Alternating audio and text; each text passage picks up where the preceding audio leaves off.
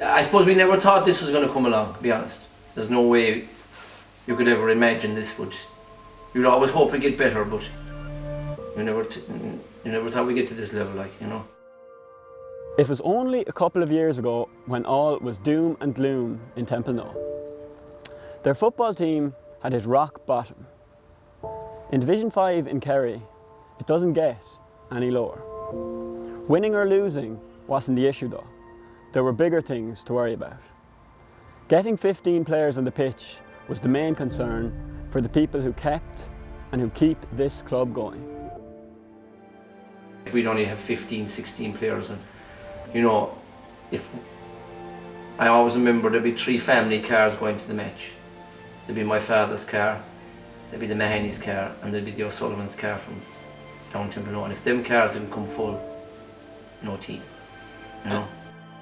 You go to the trouble of trying to get 15, you know, you'd be pulling lads out of their house after being out Saturday night to make the team. You know, when I was playing, you'd have to go knock on the front door and get him out of bed, you know, and bring him with you. Only for that, probably wouldn't have kept it going. In fairness, now Pat played until he was 45.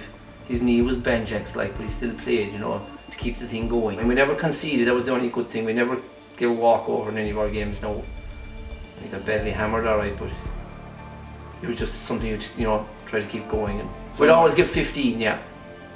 Yeah, so, no, there'd be a fair, like, I remember one game we went to now, there was myself and another fellow who were only 15, and there was 2 lads, 49 playing as well, like, so you had 2 15-year-olds and 2 49-year-olds trying to make the team, to fill the team, you know. We're probably lucky we didn't fold. But through all the lean years, there was one shining light.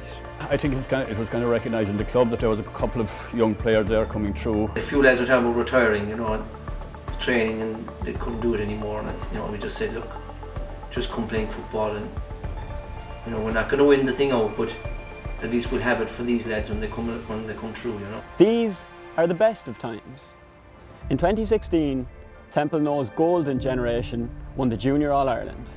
This year, they won the County Intermediate, and next year, they'll be playing senior football against 7 of the best clubs in Kerry.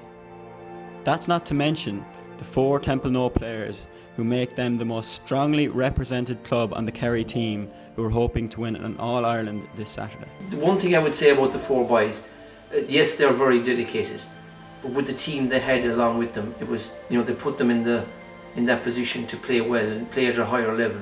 You know, if they were down Division 5 playing football now, would they be as dedicated and be as noticed? You know, the 4 of them. I don't know, would they be? He was one of these exceptional, like he would have played with the under-14s when he was 11, he would have played with the under-16s when he was 13. The automatic assumption would be that he'd go straight into the seniors. But look, if your credentials are good and you take your chance, and I think Killian took his chance well the last day. I knew when he got that ball there was only one thing in his mind, and he was going to, you know, he's going to put that in the back of the net regardless of what was going to happen.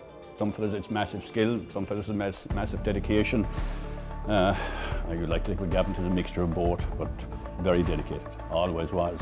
Training every single day, he wanted to train.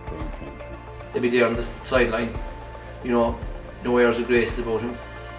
Tiger would be bringing a bottle of water, and Adrian, the 2 would be running in and out. Killian only sit down the dugout, he'd be lazy, so he wouldn't bother carrying water, but he'd be there alright. They'd all be there in Gavin, like. In many ways, the Templenoe of the current day is a symbol of where much of rural Ireland stands. Struggling, but surviving. Scraping, but fighting. They don't know what's coming down the tracks, don't know if they'll have a football team in the years to come, but if there's one thing for certain, it's that they won't go down without a fight. We're right on the Atlantic Ocean. You're talking about very close to the Cork border on the far side, well, 2 sisters coming in there. But yeah, it's a rural place, I suppose, rural club, but rural clubs I think they're the best place to grow up in because everybody knows who you are and you're not made a hero either. You're going to pull your weight no matter where you are and what you are. In generations to come, we don't know what's happening. Around here in rural areas now, there's a decline in population, so maybe we'll have to fight harder to get players to play. We don't know, okay? But it will more than likely be another generation before the likes of this team comes again. Geez, everyone's saying you're from Templenoe and you're doing so well and you're beating us, you're beating everybody, you know, and it's amazing, you know, that Even just someone remarking to you when you go to a Kerry game, saying, "Geez, you have 4 lads on the team, and you have a great team, and fair play to you," things like that.